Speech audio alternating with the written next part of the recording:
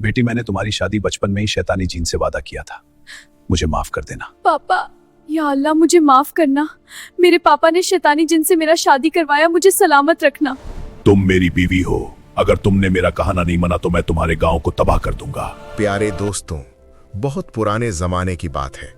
रेत के टीलों और घने जंगलों के बीच फंसा हुआ एक छोटा सा मगर आबाद इलाका था नूरपुर। नूरपुर के एक तरफ गहरे जंगल थे, दूसरी तरफ बहती हुई नीली नदी और बीच में मिट्टी के घरों वाला शांत सा गांव। दिन में ये गांव बेहद खूबसूरत लगता था, लेकिन जैसे ही सूरज ढलता यहाँ की हवाओं में अजीब सी बेचैनी घुल जाती। इस इलाके पर राज करता था बादशाह ज़हीरुद्दीन। ज़हीरुद्दीन बहादुर भी था, समझदार भी, लेकिन उसके दिल में एक ऐसा राज छुपा था जिसे कोई नहीं जानता था। उसकी बेगम का इंतकाल कई साल पहले हो चुका था और उसकी एक ही औलाद थी, उसकी बेटी। उसका नाम था राजकुमारी आयशा। आयशा सिर्फ खूबसूरत ही नहीं थी, बल्कि बेहद नेक दिल और अल्लाह से डरने वाली लड़की थी। गांव की औरतें कहती थीं, ऐसी पाक लड़की तो हमने आज तक नहीं देखी। हर शुक्रवार वो गरीबों में खाना बांटती, बीमारों की मदद करती और बच्चों को पढ़ाना भी सिखाती थी। नूरपुर के लोग आयशा को अपनी बेटी की तरह मानते थे, लेकिन उन्हें क्या पता था कि बहुत जल्द उनकी ये खुशियां एक खौफनाक तूफान में बदलने वाली हैं। एक रात गांव का एक नौजवान शिकारी राशिद जंगल में गया था।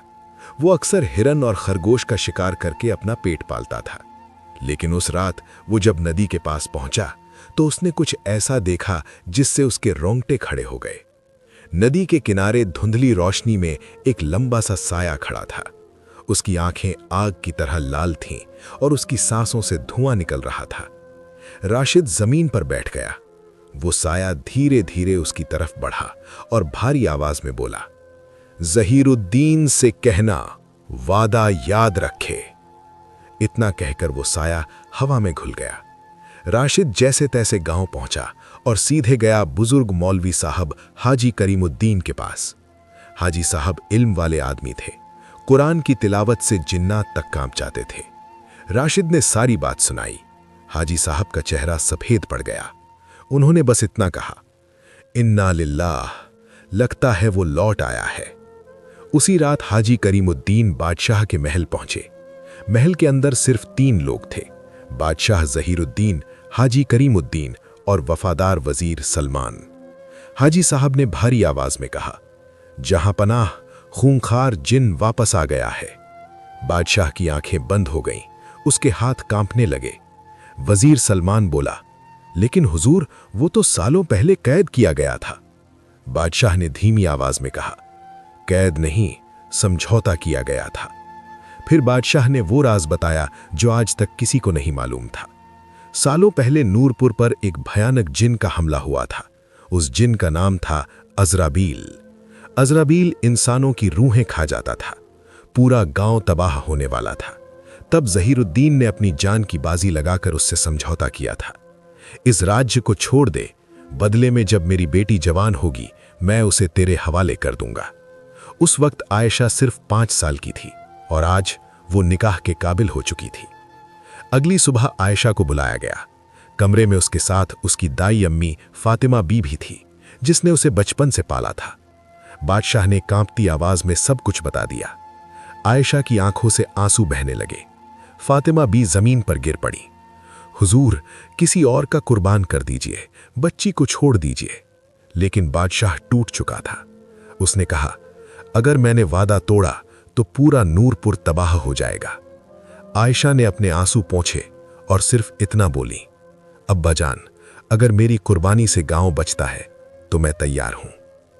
उस दिन पूरा महल रो रहा था। जैसे ही ये खबर फैली कि राजकुमारी की शादी किसी इंसान से नहीं बल्कि एक खूनखार जिन से होने वाली है, पूरा गांव दहशत में आ गया।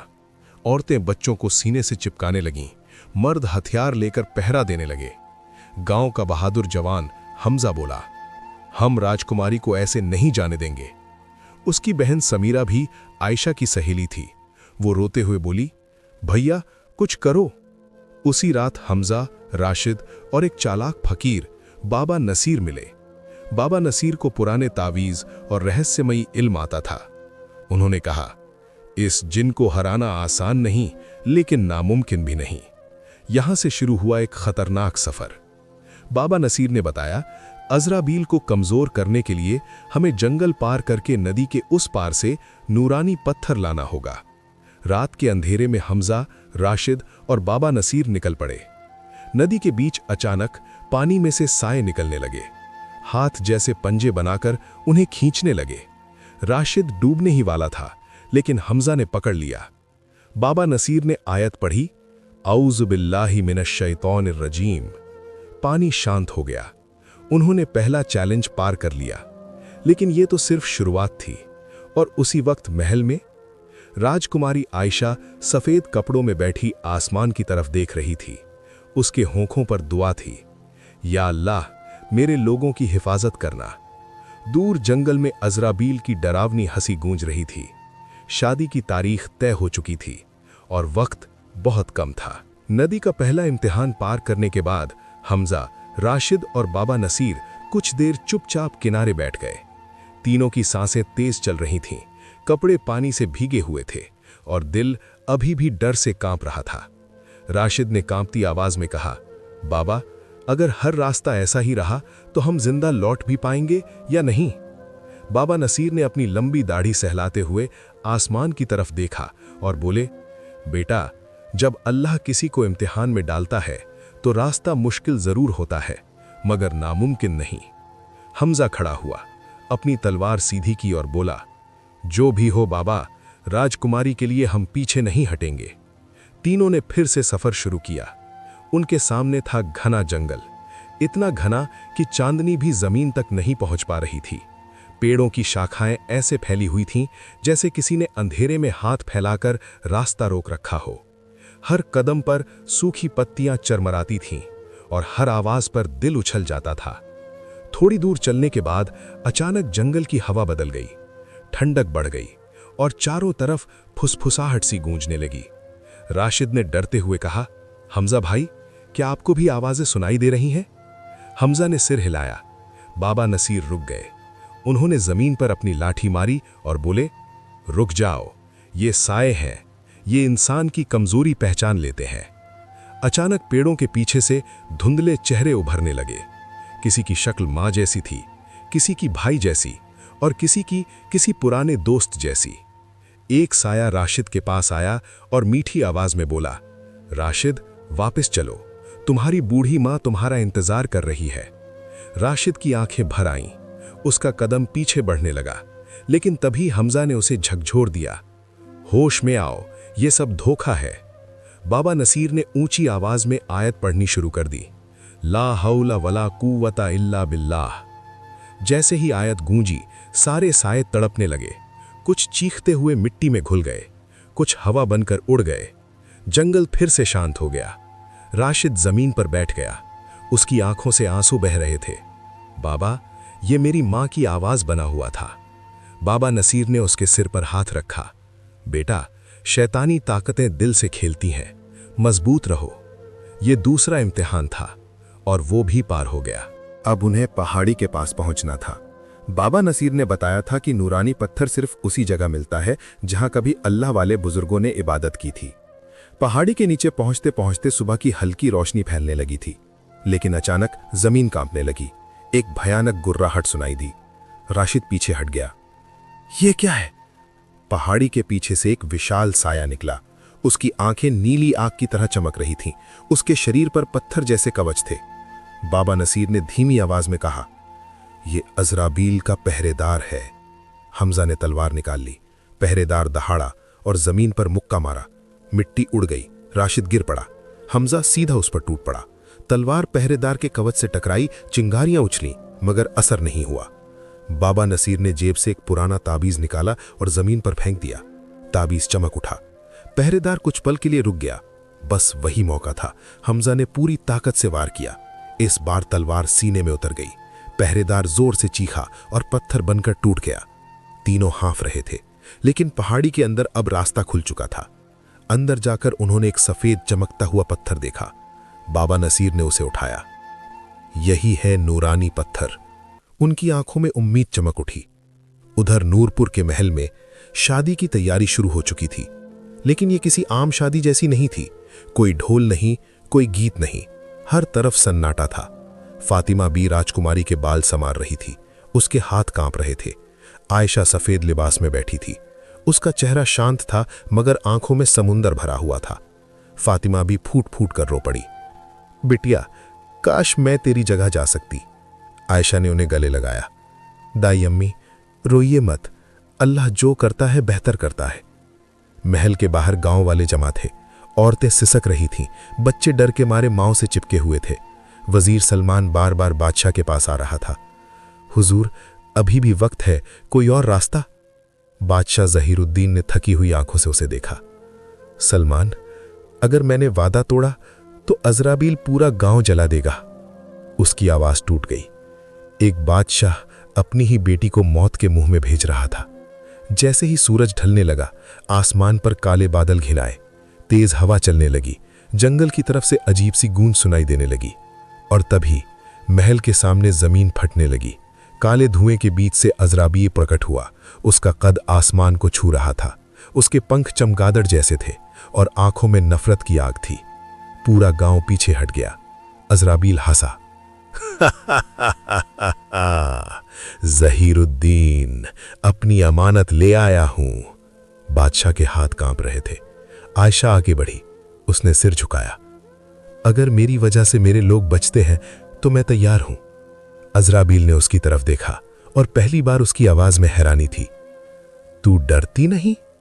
आयशा बोली। डर सिर्फ अल्लाह से लगता है। एक पल को अजराबील चुप हो गया, लेकिन फिर उसने हाथ बढ़ाया। ठीक उसी पल दूर जंगल से किसी के दौड़ने की आवाज आई। रुको, यह हमजा की आवाज थी। उसके साथ राशिद और बाबा नसीर थे। बाबा नसीर के हाथ में नूरानी पत्थर चमक रहा था। अजराबील पलटा, उसकी आंखें लाल हो गई। तुम्हारी इतनी हिम्मत? बाबा नसीर आगे आए। अजराबील, अब तेरी ताकत खत्म होने वाली है। पत्थर की रोशनी फैलने लगी, पूरा मैदान उजाला हो गया। अजराबील पीछे हटने लगा, लेकिन उसने दहाड़ते हुए कहा, ये जंग अभी खत्म नहीं हुई है। तेज हवा चली, धुआं उठा और अजराबील गायब हो गया। लेकिन जाते जाते वो बोल गया, 3 रातों बाद मैं राजकुमारी लेने आऊंगा, पूरी ताकत के साथ। सन्नाटा छा गया। गांव बच गया था, लेकिन सिर्फ 3 दिनों के लिए।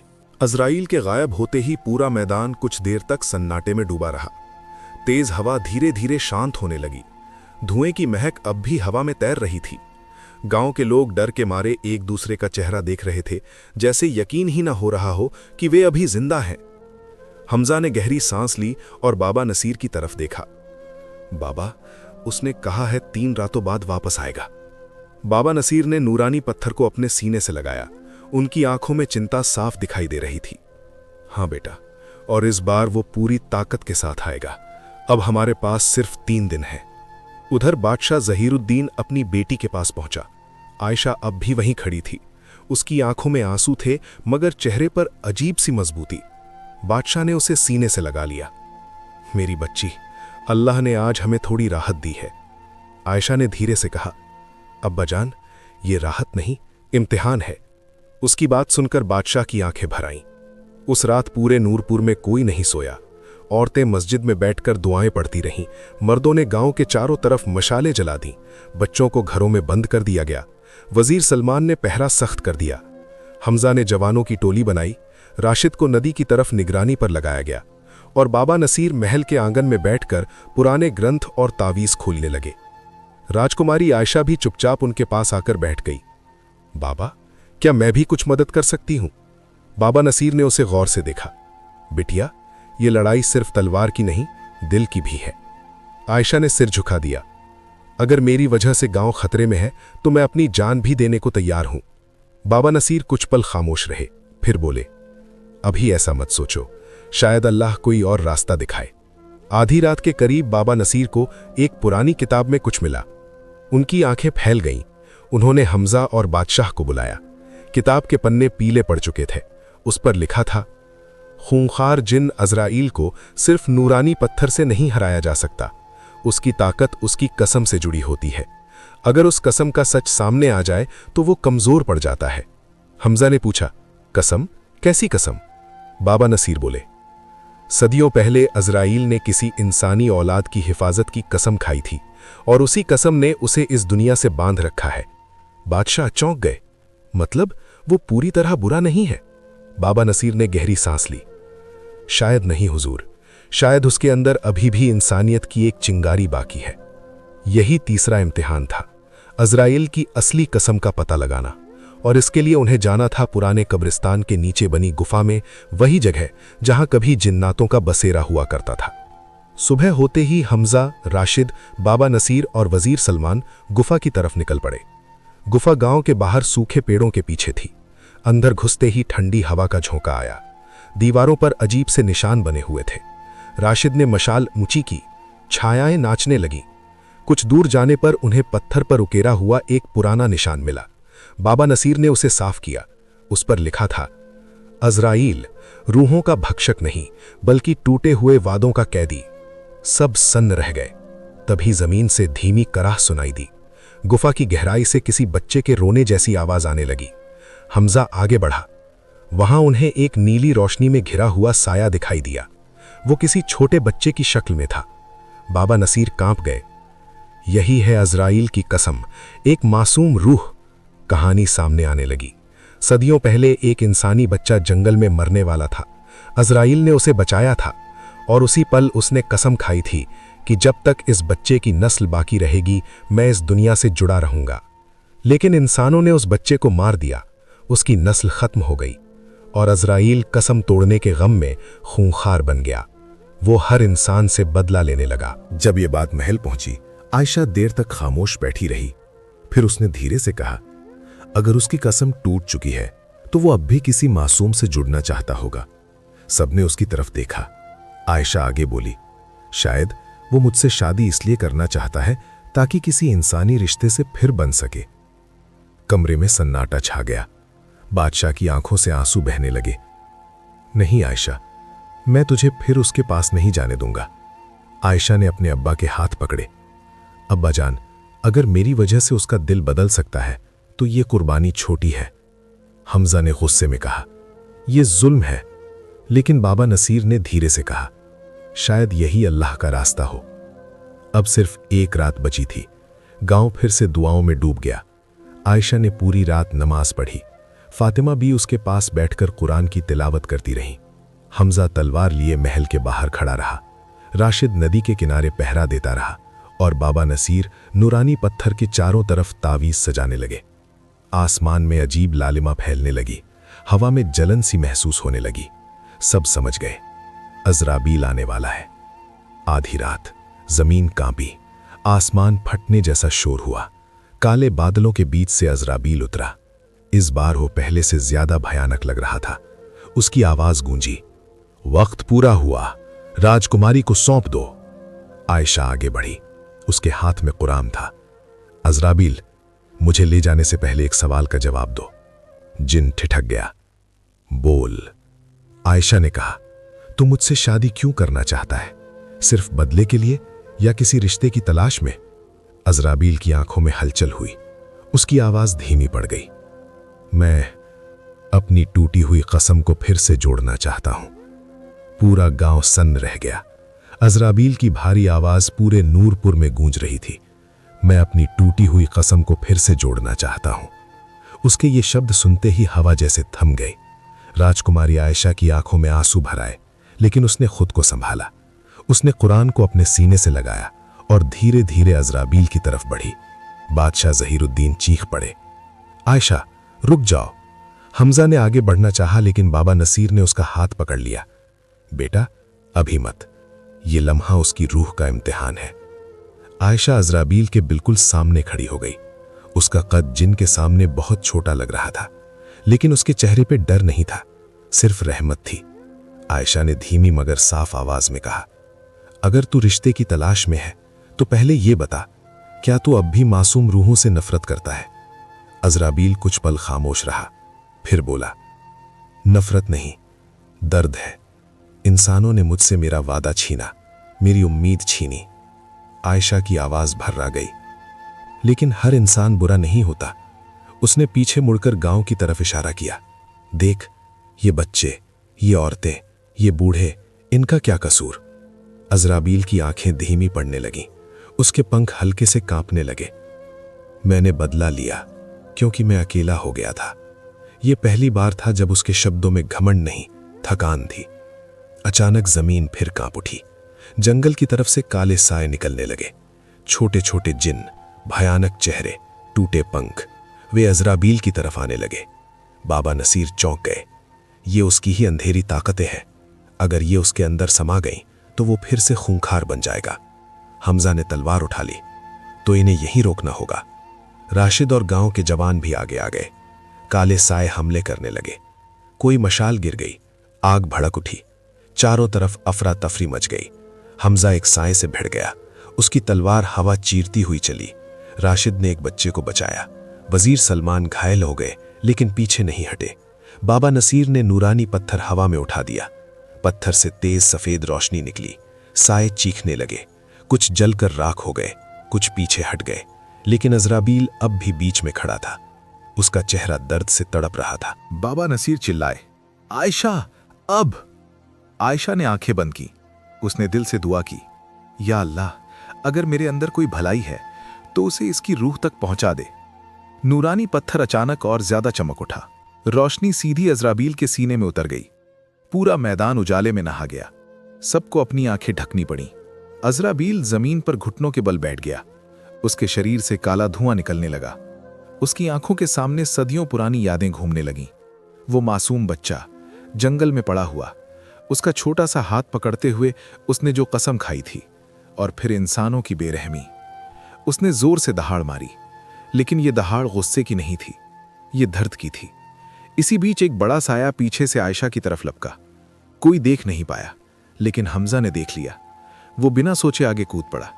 साया उसकी छाती से टकराया। हमजा दूर जा गिरा। खून बहने लगा।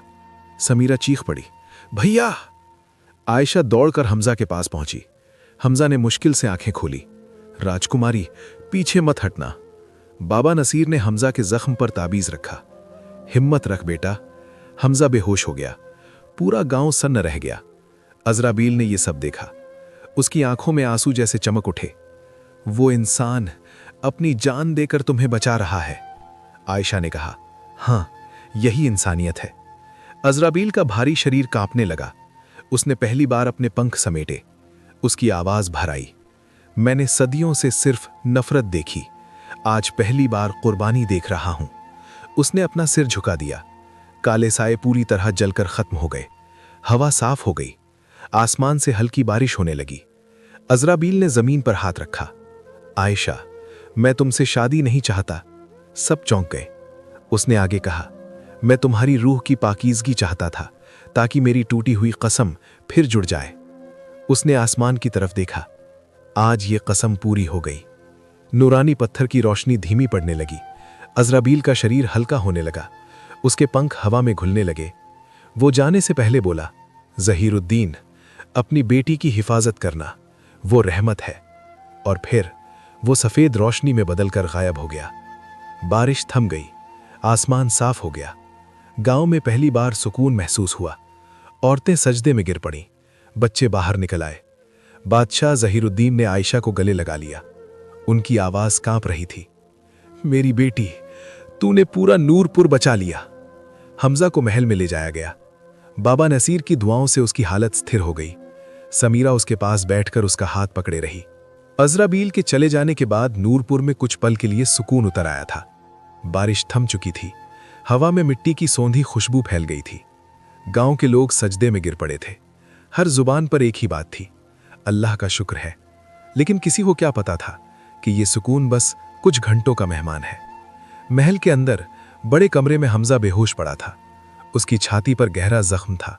खून अब रुक चुका था, मगर सांस बहुत हल्की चल रही थी। बाबा नसीर उसके पास बैठकर लगातार दुआ पढ़ रहे थे। फातिमा भी गर्म पानी में कपड़ा भिगोकर उसका माथा पोंछ रही थी। समीरा पलंग के पास बैठी रो रही थी। उसकी उंगलियां हमजा की उंगलियों को कसकर पकड़े थी। भैया, आंखें खोलो, तुमने कहा था मुझे कभी अकेला नहीं छोड़ोगे।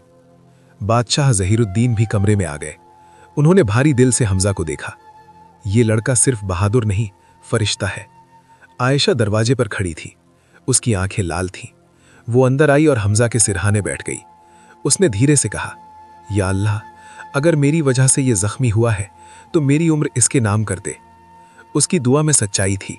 सुबह की पहली अजान के साथ ही नूरपुर जाग उठा। लोग उम्मीद से भरे थे। सब सोच रहे थे अब सब ठीक हो गया।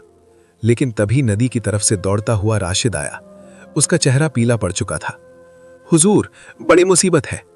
वजीर सलमान उसे लेकर सीधे बादशाह के पास पहुंचे।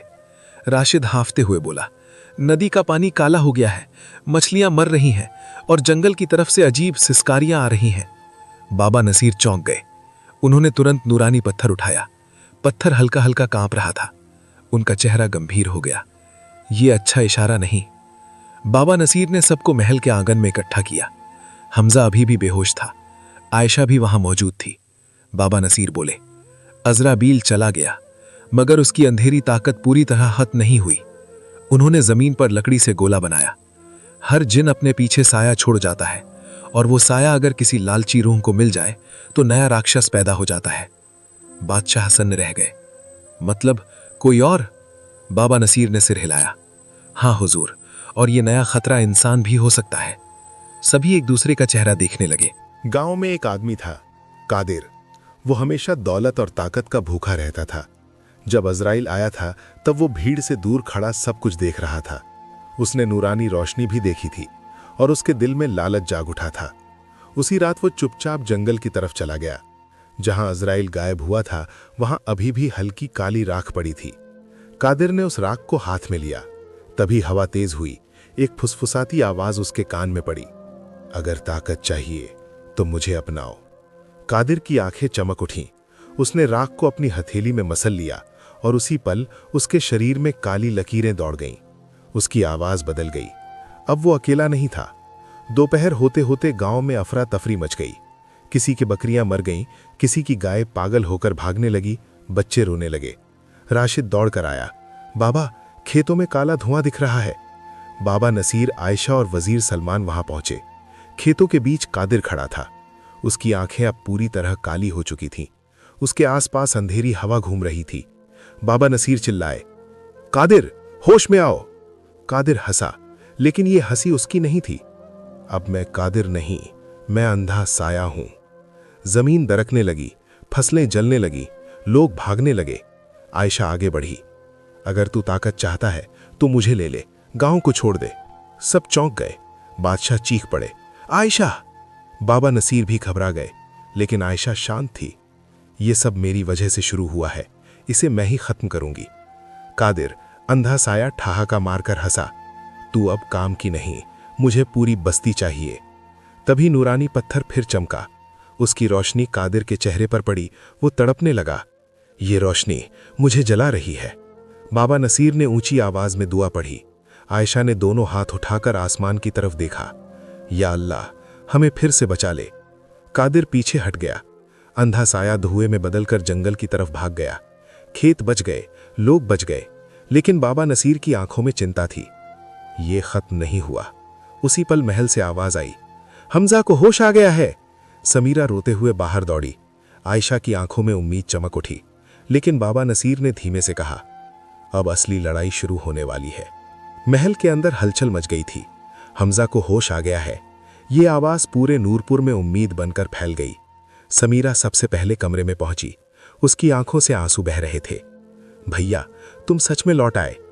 हमजा ने कमजोर सी मुस्कान दी, अभी पूरी तरह नहीं, मगर जब तक सांस है नूरपुर की हिफाजत मेरी जिम्मेदारी है। बाबा नसीर उसके पास आए। उन्होंने उसके माथे पर हाथ रखा। अल्लाह ने तुझे इसलिए बचाया है बेटा, क्योंकि लड़ाई अभी बाकी है। हमजा ने उठने की कोशिश की। जख्म ने जवाब दिया, लेकिन उसके इरादे मजबूत थे। उधर जंगल में अजीब हलचल थी। पेड़ों की पत्तियां बिना हवा के हिल रही थीं। जमीन से काली भाप उठ रही थी। कादिर अब इंसान जैसा नहीं रहा था। उसका शरीर टेढ़ा हो चुका था। रीढ़ उभर आई थी। आंखें गहरी खाइयों जैसी बन चुकी थी। वो पेड़ों से बातें कर रहा था, मुझे और ताकत चाहिए, पूरी बस्ती चाहिए। अंधा साया उसके चारों तरफ घूम रहा था। पहले लड़की, फिर पूरा गांव। कादिर की हंसी जंगल में गूंज गई। पक्षी उड़ गए, जानवर भागने लगे। महल के आंगन में बाबा नसीर ने गोल घेरा बनाया। नूरानी पत्थर बीच में रखा। चारों तरफ तावीज टांग दिए गए। उन्होंने आयशा, हमजा, राशिद और वजीर सलमान को पास बुलाया। ध्यान से सुनो, कादिर अब सिर्फ इंसान नहीं रहा, उसके अंदर अंधा साया पूरी तरह उतर चुका है। हमजा ने दांत भींचे, तो उसे खत्म करना होगा। बाबा नसीर ने सिर हिलाया। नहीं बेटा, अगर उसे मार दिया तो साया आजाद हो जाएगा, उसे इंसान बनाना होगा। सब चौंक गए। इंसान? बाबा नसीर बोले, हाँ, उसकी आत्मा को वापस बुलाना होगा। इसके लिए आयशा की मौजूदगी जरूरी है। बादशाह जहीरुद्दीन कांप उठे। नहीं, मेरी बेटी फिर खतरे में नहीं जाएगी। आयशा आगे आई। अब्बाजान, अगर आज पीछे हटे तो कल कोई बच्चा सुरक्षित नहीं रहेगा। कमरे में सन्नाटा छा गया। हमजा ने अपनी तलवार उठाई, हालांकि हाथ कांप रहे थे। समीरा रोने लगी, भैया अभी तुम ठीक नहीं हो। हमजा ने उसकी पेशानी चूमी। अगर आज नहीं गया तो खुद को कभी माफ नहीं कर पाऊंगा। राशिद भी आगे आया, मैं भी चलूंगा। वजीर सलमान ने अपने घाव बांधे। नूरपुर की आखिरी लड़ाई है, मैं पीछे नहीं हटूंगा। चारों लोग जंगल की तरफ निकल पड़े। बाबा नसीर पीछे रह गए। वो महल में बैठकर दुआओं की ढाल बना रहे थे। जंगल के अंदर अंधेरा गाढ़ा था, मशालों की रोशनी भी कमजोर लग रही थी। कुछ दूर चलने के बाद जमीन पर काली लकीरें निकलने लगी। राशिद बोला, यही रास्ता है। अचानक सामने से कादिर निकला। अब उसकी आवाज दोहरी थी, एक इंसान की, दूसरी साये की। तो तुम सब आ ही गए। उसने हाथ उठाया, पेड़ झुकने लगे, मिट्टी उड़ गई। हमजा लड़खड़ाया, लेकिन उसने तलवार संभाली। कादिर, याद है तू भी इसी गांव का बेटा है? कादिर हंसा, मैं अब किसी गांव का नहीं। आयशा आगे बढ़ी, लेकिन तेरी मां इसी मिट्टी में दफन है। कादिर ठिठक गया। उसकी आंखों में एक पल के लिए इंसानी चमक लौटी। आयशा ने धीरे से कुरान पढ़ना शुरू किया। उसकी आवाज जंगल में गूंजने लगी। नूरानी पत्थर उसकी हथेली में चमक उठा। कादिर तड़पने लगा, चुप करो, ये आवाज मुझे जला रही है। अंधा साया उसके शरीर से बाहर निकलने लगा। काले धुएं का गुबार उठा। हमजा ने मौका देखकर तलवार जमीन में गाड़ दी। अब बाबा नसीर का सिखाया मंत्र। सबने एक साथ आयत पढ़ी। रोशनी और तेज हो गई। कादिर घुटनों के बल गिर पड़ा। उसके मुंह से खून निकल आया। मां! ये शब्द सुनते ही आयशा दौड़कर उसके पास पहुंची। उसने कादिर का सिर अपनी गोद में रख लिया। तू अकेला नहीं है। अंधा साया चीखते हुए हवा में घुलने लगा। जंगल शांत हो गया। कादिर बेहोश पड़ा था। सबने राहत की सांस ली, लेकिन तभी नूरानी पत्थर अचानक बुझ गया। हमजा चौंक गया। बाबा नसीर ने कहा था, पत्थर बुझ जाना अच्छा संकेत नहीं है। आसमान में बादल फिर इकट्ठा होने लगे। दूर कहीं से गहरी गर्जना सुनाई दी। राशिद कांप गया। ये आवाज किसी एक की नहीं। आयशा ने आसमान की तरफ देखा। लगता है अंधे साये के और टुकड़े भी जाग चुके हैं। सब समझ गए, ये आखिरी लड़ाई की शुरुआत है। जंगल में अजीब सा सन्नाटा फैल चुका था। कादिर जमीन पर बेहोश पड़ा था। अंधा साया धुएं में बदलकर आसमान में घुल चुका था, लेकिन हवा में अब भी जलन थी। नूरानी पत्थर पूरी तरह बुझ चुका था। उसकी चमक चली गई थी। हमजा ने पत्थर उठाया। उसके हाथ कांप गए। बाबा नसीर ने कहा था, अगर नूरानी पत्थर बुझ जाए तो समझ लेना कि सबसे बड़ा तूफान आने वाला है। आयशा ने गहरी सांस ली। उसने आसमान की तरफ देखा। काले बादल इकट्ठा हो रहे थे। बिजली बिना गरजे चमक रही थी। राशिद धीरे से बोला, ये एक साया नहीं, बहुत सारे साए हैं। जंगल के अंदर से एक साथ कई गुर्राहटें उठने लगी। जमीन कांपने लगी। पेड़ों की शाखाएं टूटने लगी। चारों तरफ से काली आकृतियां निकलने लगी। छोटे बड़े, पंखों वाले, बिना आंखों वाले। अंधे साये की सेना जाग चुकी थी। हमजा आगे बढ़ा। उसकी तलवार पहले से भारी लग रही थी। जख्म फिर से रिसने लगा था। फिर भी उसने पीठ सीधी की। अगर आज हम पीछे हटे तो नूरपुर कभी सुरक्षित नहीं रहेगा। राशिद, वजीर सलमान और कुछ जवान जंगल के जवान भी उसके साथ खड़े हो गए।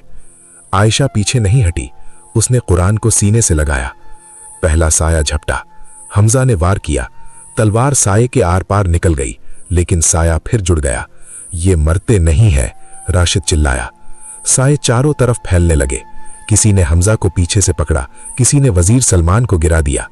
जंगल फिर से जंग का मैदान बन चुका था। उसी पल महल की तरफ से बाबा नसीर की आवाज गूंजी। वे तेजी से जंगल की ओर आ रहे थे। हाथ में पुरानी किताब थी। रुको! सब उनकी तरफ मुड़े। बाबा नसीर हाफ रहे थे। उन्होंने किताब खोली। मैं समझ गया नूरानी पत्थर क्यों बुझा। उन्होंने आयशा की तरफ देखा। बिटिया, असली नूर पत्थर में नहीं था। सब सन्न रह गए। तो कहां था? हमजा बोला। बाबा नसीर की आवाज कांप रही थी। असली नूर इंसान की नीयत में होता है, और आज इस मैदान में सबसे पाक नीयत आयशा की है। आयशा समझ गई। उसका चेहरा शांत हो गया, जैसे वो पहले से तैयार थी। आयशा आगे बढ़ी। साए उसके चारों तरफ घूमने लगे। बादशाह ज़हीरुद्दीन दूर से दौड़ते हुए आए। आयशा, वापस आओ। लेकिन आयशा रुकी नहीं। उसने दोनों हाथ आसमान की तरफ उठा दिए।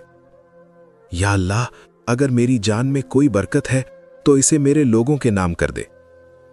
उसने आंखें बंद की। कुरान उसके हाथ से गिर गया। उसके शरीर से हल्की सफेद रोशनी निकलने लगी। साए चीखने लगे। हवा तेज हो गई। आसमान में गोल गोल बादल घूमने लगे। हमजा चीख पड़ा, आयशा! लेकिन अब आयशा की आवाज बदल चुकी थी। वो कांपती हुई बोली, हमजा, नूरपुर को संभालना। फिर उसकी रूह जैसी रोशनी आसमान की तरफ उठने लगी। अचानक आसमान से तेज उजाला उतरा, जैसे हजारों सितारे एक साथ गिर पड़े हों। सारे अंधे साए जलने लगे। कुछ राख बन गए, कुछ हवा में घुल गए। जमीन शांत होने लगी। पेड़ सीधे खड़े हो गए। हवा साफ हो गई। आयशा जमीन पर गिर पड़ी। सब दौड़कर उसके पास पहुंचे। बादशाह उसे सीने से लगाकर रो पड़े। मेरी बच्ची! हमजा उसकी नब्ज देखने लगा। फिर उसकी आंखों में आंसू भर आए। वो जिंदा है, बस बेहोश है। पूरा जंगल सुकून में डूब गया। सुबह जब सूरज निकला, नूरपुर पहले जैसा नहीं था। नदी फिर साफ बह रही थी। पक्षी लौट आए थे। खेत हरे दिखने लगे थे। कादिर होश में आ चुका था। वो रोते हुए बाबा नसीर के पैरों में गिर पड़ा। मुझे माफ कर दो। बाबा नसीर ने उसे उठाया। तौबा का दरवाजा हमेशा खुला रहता है बेटा। हमजा का जख्म भरने लगा था। समीरा उसके पास बैठी मुस्कुरा रही थी। आयशा महल के कमरे में आराम कर रही थी। जब उसकी आंख खुली, पहली आवाज जो उसके मुंह से निकली, नूरपुर। बादशाह ने उसका माथा चूमा। बच गया बेटा, तेरी वजह से। कुछ दिनों बाद पूरे गांव ने मिलकर शुक्राने की नमाज पढ़ी। बाबा नसीर ने लोगों से कहा, आज हमने ये सीखा है कि दुश्मन बाहर नहीं, अंदर पैदा होता है। ताकत तलवार में नहीं, सब्र में होती है। और अल्लाह की रहमत उसी पर उतरती है जो दूसरों के लिए खुद को कुर्बान करने को तैयार हो। हमजा ने तलवार जमीन में गाड़ दी। अब ये सिर्फ याद के लिए रहेगी। आयशा ने बच्चों को सीने से लगाया। उसकी आंखों में वही पुरानी नरमी लौट आई थी। और इस तरह एक बादशाह की बेटी की कुर्बानी ने पूरे नूरपुर को बचा लिया। खूंखार जिनकी कहानी एक इम्तिहान बन गई, और अंधे साए की रात हमेशा के लिए खत्म हो गई। आज भी नूरपुर के बुजुर्ग कहते हैं, जब इंसान खुद को अल्लाह के हवाले कर देता है तो अंधेरा खुद रास्ता छोड़ देता है। सब्र, ईमान और कुर्बानी, यही इंसान की असली ताकत है। अगर हमारी वीडियो आपको अच्छे लगे तो चैनल को सब्सक्राइब जरूर करना। आमीन।